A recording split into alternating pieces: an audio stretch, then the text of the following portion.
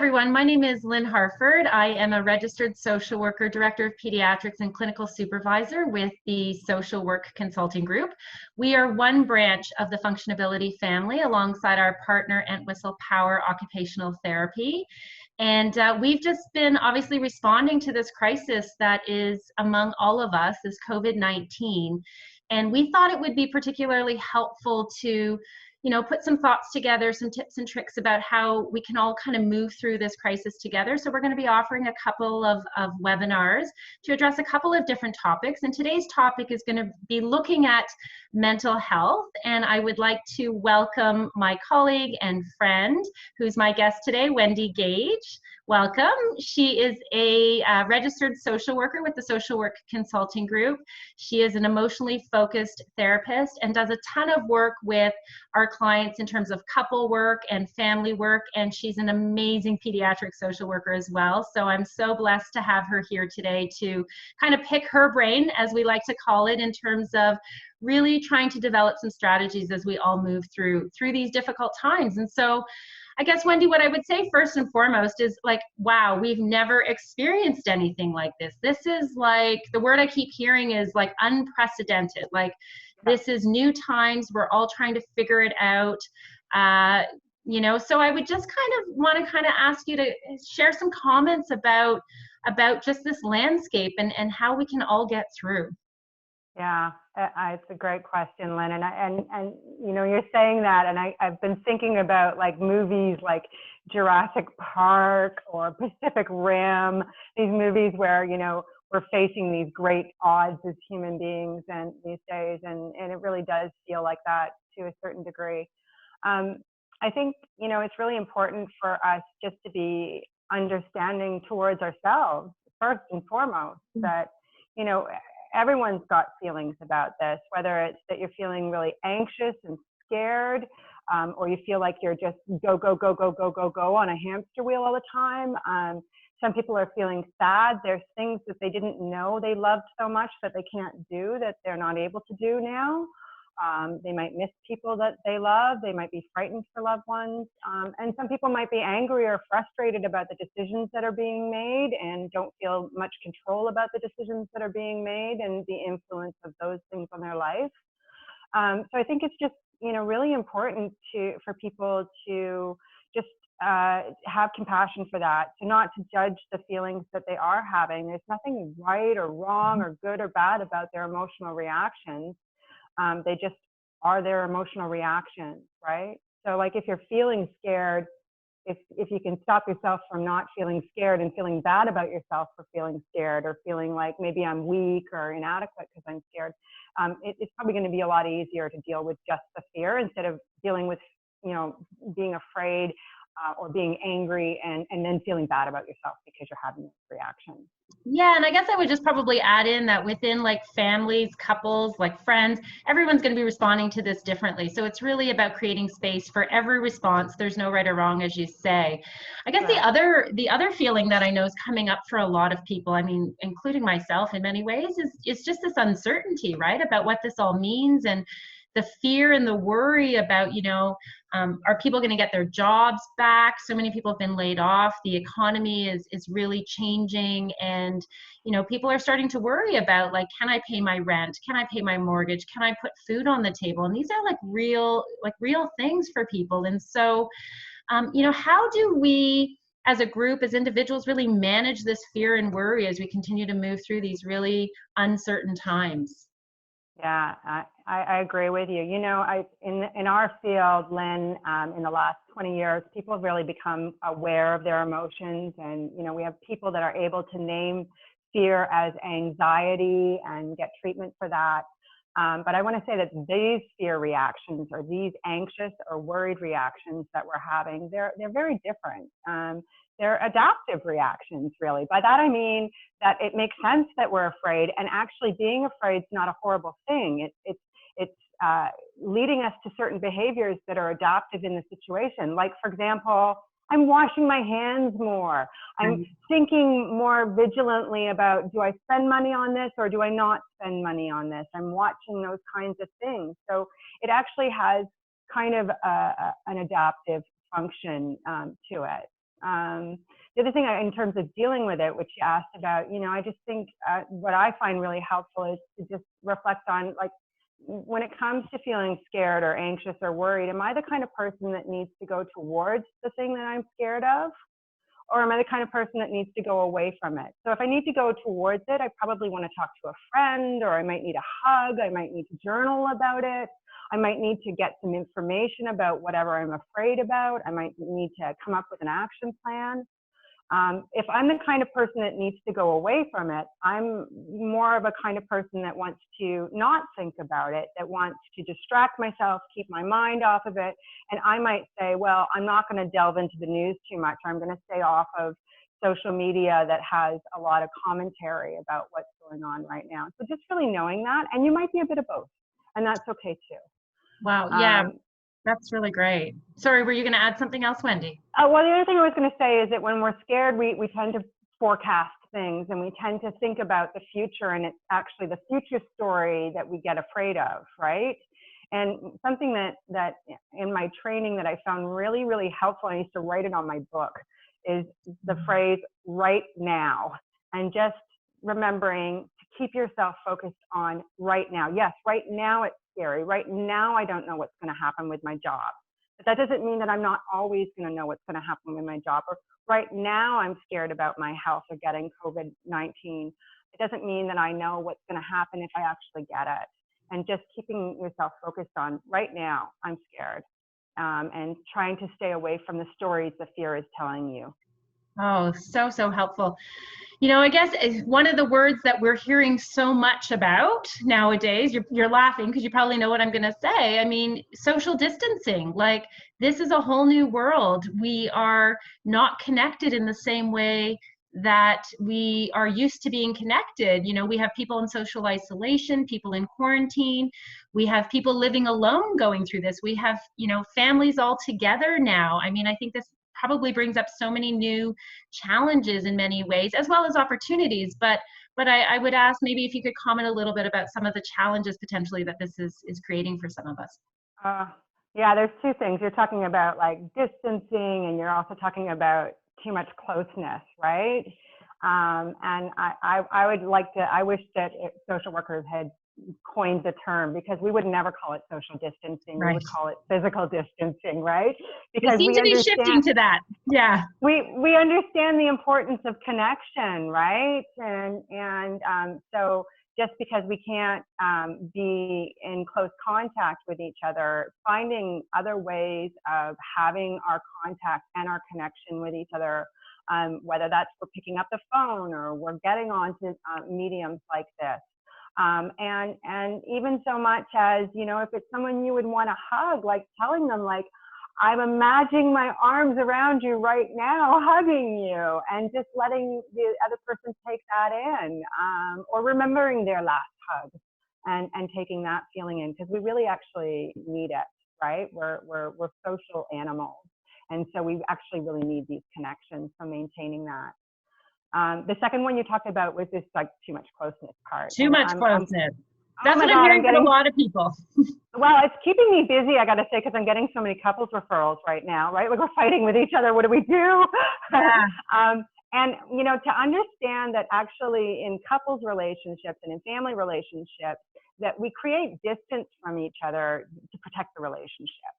And by that, I mean, like, maybe I don't say everything that I'd like to say to my spouse because I know it would hurt his feelings, or it might cause an unnecessary conflict between the two of us, and I don't want there to be conflict in the relationship, right?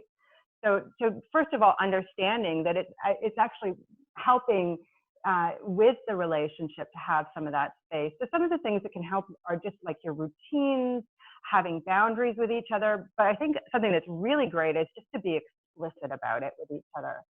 Like, for example, my husband, I've never seen in work mode before because I've never gone to the office, and he is just like a machine. And I never would have known this about him before, but like, the guy can't take an interruption. And so I was going downstairs to give him a little pat on the shoulder, and he was getting like, why are you coming down? He was getting all weird with me. And just having an explicit conversation, me saying, I don't want you at the end of the day wondering if I ignored you, and that's why I came down. And he said, well, I don't want you to think that I'm rejecting you because I don't want you in my workspace. This is me in work mode and you've never seen it before. So just like spelling it out for each other, I think can be really helpful. And also helping your partner or helping your kids know this isn't about how I feel about you. This is about me in this way, in this particular role. This is me, not mom right now, or me, not wife right now. It's me, Wendy, the therapist right now. Right. Thank you. Yeah, and I know for so many of our clients, Wendy, you know, they're already struggling with, you know, depression and anxiety. But I know that in this world of COVID, I mean, so many people are getting fearful and are getting anxious and are maybe getting overwhelmed by all of this. And so, you know, what kind of recommendations do you have about, you know, when does someone maybe need to see a therapist? It's a question we get asked a lot, right? When is it too much, or when am I, you know, when am I beyond being able to look up some web pages or write some things out in a journal myself, or try some, you know, MP3s or MP4s of deep breathing? When am I beyond that? And really what we look for as a marker is it really starting to affect my ability to do the things in my life? So can I get out of bed? Can I get going in the morning? Can I, you know, if I'm working still through all of this, can I actually work? How is this impacting my relationship? Am I able to, you know, maintain my relationship, or are the wheels falling off the car in the relationship? And so, you know, if those sort of things are becoming difficult for you, those are probably signs that you need some kind of support or some kind of help beyond just your own needs. Right.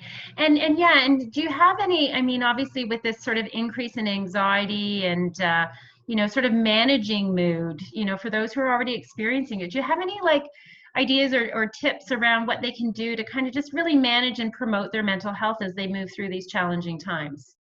For sure. And, you know, it brings me back to my hospital days when I was supporting parents whose kids were sick in the hospital. And you know, the first thing that stops is just like nutrition. They're not eating very well, or they're eating junk all the time.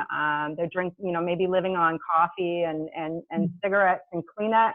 And so just like kind of, if you can, try to be pristine if you can around your diet. Try to drink water, try to reduce down the amount of caffeine that you're having. Caffeine will agitate your system, so you don't want to, we're already all agitated enough, you know. So watching your alcohol intake if possible, and as best as possible, getting sleep as much as you can. Physical exercise is really helpful. We know that 20 minutes of physical exercise 3 times a week is just as good as an antidepressant. So, you know, this might be the time to start doing some jumping jacks in the living room, or going for a hefty walk to get some of this stress out of your system. Yeah, and I think just, you know, getting really creative about how to make that happen, you know, everyone being at home. So I've heard lots of really great stories about what people are doing to kind of get that exercise in that, you know, they can't get because they're not going to their physio appointments or to the gym, that kind of thing. Wendy, those are really so helpful, and I know our clients and their families will really benefit from those strategies that you've provided. And I guess all I keep thinking about is just sort of this idea that, you know, yes, COVID is with us right now, but I trust and know that we are going to move through this and we're going to move past this. And so I just kind of want to ask everyone just to take a kind of moment and just, you know, imagine and visualize what this will be like, what life will be like when COVID-19 is behind us. And, you know, to give some consideration to, you know, who's that first person that you're going to go out and touch and hug? You know, where are you going to go? You know, what types of experiences do you want to have? I mean, I think we have so much to look forward beyond this. And I guess I would ask you the question, Wendy, like for yourself, like kind of thinking beyond this, what are you imagining? What are you visualizing for yourself? Wow, Lynn, when you're just saying that, I felt like my heart swell, right? Like it's just like thinking about this sort of like photo album in my mind of the people that I see on a regular basis that I really miss. And no secret that people know that I love to dance, and so I miss my dance teacher like mad, and I think I'll probably cry a lot when I see her, and just can't wait to like give her a hug and see her again and hear her voice. And the other day I got a phone call from Anat Brack, who's the director of clinical services at FunctionAbility. And as soon as I got off the phone, I actually had like this picture in my mind of like walking through the doors of the office and seeing her. And all I could think was, that's going to be the longest hug I've ever given her. Like, it's just like thinking that's going to be the best and longest hug. So just looking forward to hugging people that I haven't hugged for a really long time. Yeah, I'm a hugger, and I tell you, that is the part that I am missing more than anything right now. And I so look forward and trust and have faith in the fact that we will get beyond this, and we just need to stick together, reach out for support as needed. We're all in this, we're all in this. And I guess on that note, I kind of want to give a final tip around this idea that, sometimes you get stuck in this place of thinking like what you can't do because of COVID, right? Like we're all stuck inside and we're not able to do the things that we normally do. But I really encourage people to just take a moment and think about, what is the opportunity in this? Are we getting closer to our family? Are we spending more time with the people that we care the most about? Perhaps we're getting a bit of an opportunity to take a little bit more rest that we didn't have time for. So, I just really encourage people to think about that. And Wendy, I can't thank you enough for sharing your time with us today. And I want to really, on behalf of FunctionAbility, the Social Work Consulting Group, and Whistle Power Occupational Therapy, really just send our best out to all of you out there, and know that we're thinking about you, know that we're in this with you, and that we really encourage you to reach out to the supports that you have in your life, and we are here as an organization to support you in whatever way we can. May you continue to move forward through this with good health, and please stay safe, everyone. And again, Wendy, I want to thank you for your time today. So nice to see you, Lynn. Thank you. Okay, thank you. Take care. You too. Hello, everyone. In follow-up to the discussion that Wendy and I had, we thought it would be really important to talk about some of the financial programs that the government has put into place as a result of the COVID-19 pandemic. And I think one of the important things to really note is that as a social worker, and I often say this to my clients, I am by no means an expert in what financial benefits are available out there or what you qualify for. But what I can tell you is that government has put in a number of programs to assist people as they move through this very financially challenging time. Our economy is being impacted in ways we've never seen before, and the government is doing a really great job at making sure that we're all taken care of. And so there is a website, and we will make sure that the link is in the bottom of this video, that you can go to get all of the most up-to-date information about the COVID-19 economic response. And that's what it's called. It's called Canada's COVID-19 Economic Response Plan. And you can go to the government website at www.canada.ca, and there's a little additional part that we'll provide down below.